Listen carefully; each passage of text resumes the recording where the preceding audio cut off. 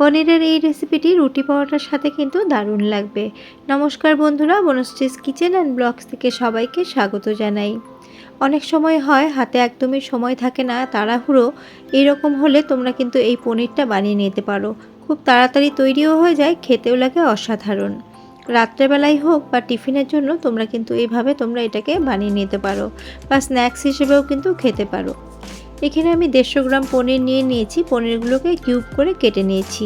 পরিমাণ মতো বা সামান্য একটু নুন পনিরের ওপরে ছড়িয়ে দিলাম। এবার এর মধ্যে আমি দিয়ে দিচ্ছি লাল লঙ্কার গুঁড়ো। তোমরা কাশ্মীরি লঙ্কার গুঁড়োও দিতে পারো। আমি একটু ঝাল করার জন্য লাল লঙ্কার গুঁড়ো দিলাম, আর 1 পিঞ্চ দিয়ে দিলাম হলুদ। এবার এটাকে ভালো করে একটুখানি আমি মেখে নিচ্ছি।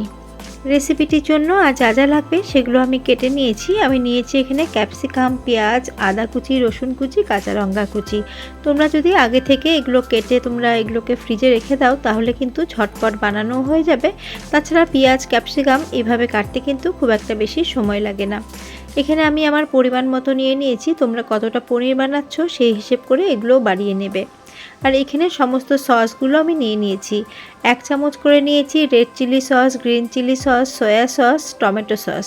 পনিরের পরিমাণ অল্প, তার জন্য অন্যান্য সসগুলো 1 চামচ করে নিয়েছি।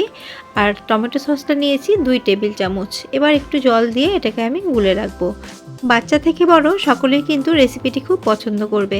এবার রান্নাটা শুরু করব। তার জন্য গ্যাসের মধ্যে আমি কড়া বসিয়ে দিয়েছি, আর দিয়ে দিচ্ছি আমি রিফাইন্ড অয়েল। অল্প পরিমাণ রিফাইন্ড অয়েল দিয়ে দিলাম। এবার তেলটাকে ভালো করে একটুখানি গরম করে নিচ্ছি। তেল গরম হয়ে গেছে। পনিরগুলোকে লো টু মিডিয়াম ফ্লেম করে আমি হালকা করে ভেজে নেব।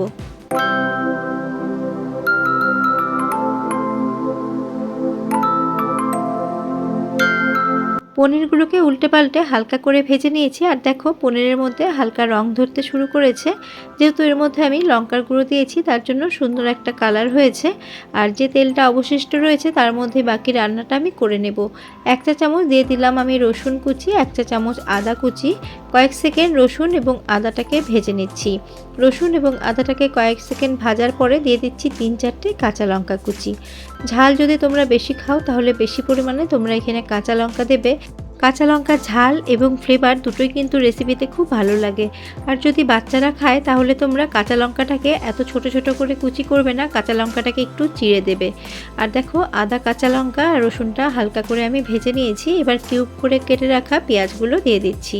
দিয়ে আমি 1 থেকে 2 মিনিট হাই ফ্লেমে ভাজবো। ফ্লেমটা কিন্তু লো করব না, এইভাবে হাই ফ্লেমেই পেঁয়াজটাকে ভেজে নেব। এখানে আমি একটা বড় সাইজের পেঁয়াজকে কিউব করে কেটে পাপড়িগুলোকে খুলে দিয়েছি। দেখো 2 থেকে আড়াই মিনিট মতো পেঁয়াজটাকে একটুখানি ভেজে নিয়েছি। পেঁয়াজটা হালকা একটু মজে এসেছে। এখন একটা ছোট সাইজের ক্যাপসিকামকে কিউব করে কেটে নিয়েছিলাম, সেটা দিয়ে দিলাম। ক্যাপসিকাম দিয়েও আরও 1 থেকে 1.5 মিনিট মতো এটাকে আমি ভেজে নেব। গ্যাসের ফ্লেমটাকে হাইতে করে ক্যাপসিকামটাকেও মিনিট 2 আমি ভেজে নিয়েছি। এবার যে সসগুলোকে আমি গুলিয়ে রেখেছিলাম সেই সসটা দিয়ে দিলাম। দিয়ে সমস্তটা ভালো করে মিশিয়ে নিচ্ছি। আর সসের মধ্যে নুন রয়েছে সেই হিসেব করে এখানে একটুখানি নুন স্প্রিঙ্কল করে দিতে হবে, কেননা এর মধ্যে পেঁয়াজ এবং ক্যাপসিকাম আছে তার জন্য। বন্ধুরা, মাত্র 10 মিনিটেই রেসিপিটি তৈরি হয়ে যায়। এবার আমি কালারের জন্য এখানে দিয়ে দিচ্ছি কিছুটা পরিমাণ কাশ্মীরি লঙ্কার গুঁড়ো। এটা অপশনাল, তোমরা যদি না চাও এটাকে কিন্তু স্কিপ করতে পারো। এটা দিলে কালারটা একটু ভালো হবে, তার জন্য আমি এটা দিয়েছি। এবার আমি এর মধ্যে বাটি ধোয়া কিছুটা জল দিয়ে দিলাম। জল দিয়ে সমস্তটা ভালো করে একটুখানি মিশিয়ে নিলাম।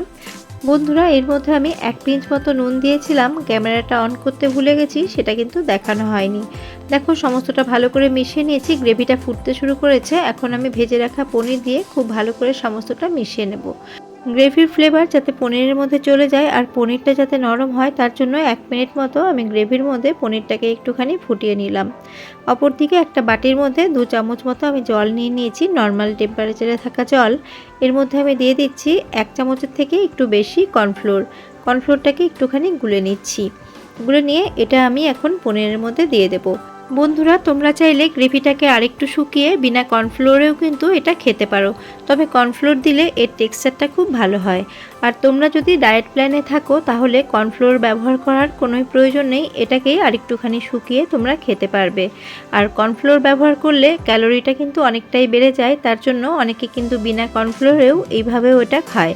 আর এখন কর্নফ্লোরটা দিয়ে দিলাম, দিয়ে সমস্তটা আমি মিশিয়ে নিচ্ছি। আর দেখো কেমন একটু থকথকে মতো হয়ে গেল, এর টেক্সচারটা কিন্তু সুন্দর হয়ে গেল। তো এটা তোমাদের ইচ্ছে, তোমরা কর্নফ্লোর দেবে না এমনি খাবে। আর আমি আজকে এইভাবেই ঝটপট বানিয়ে নিলাম। এইভাবে কিন্তু হাতে কম সময় থাকলে আমি মাঝে মাঝেই বানিয়ে থাকি। একটা একটা করে পনির ভেজে আমি কিন্তু চিলি পনির বানাই না। আলাদা করে কর্নফ্লোরে কোট করে চিলি পনির বানালে আমার মেয়ে কিন্তু অনেক সময় খায় না। ও অনেক সময় ডায়েট করে, আর এইভাবে রান্না করে দিলে কিন্তু ও খেয়ে নেয়। তার জন্য আজকাল আমি এইভাবে চিলি পনিরটা বানিয়ে থাকি। আর তোমরাও একদিন এইভাবে বিনা কর্নফ্লোরে কোট করে বানিয়ে দেখো, খেতে কিন্তু বেশ ভালো হয়। আর এখন আমি ওপর দিয়ে ছড়িয়ে দিলাম কিছুটা গোলমরিচের গুঁড়ো। গোলমরিচ দিয়ে ভালো করে একটুখানি মিশিয়ে নেব, আর গ্যাসের ফ্লেমটাকে এই পর্যায়ে আমি অফ করে দেব। দেখো দেখতে কত সুন্দর হয়েছে না, আর খেতেও কিন্তু হয়েছে দুর্দান্ত। এখন আমি তোমাদের সার্ভ করে দেখাচ্ছি।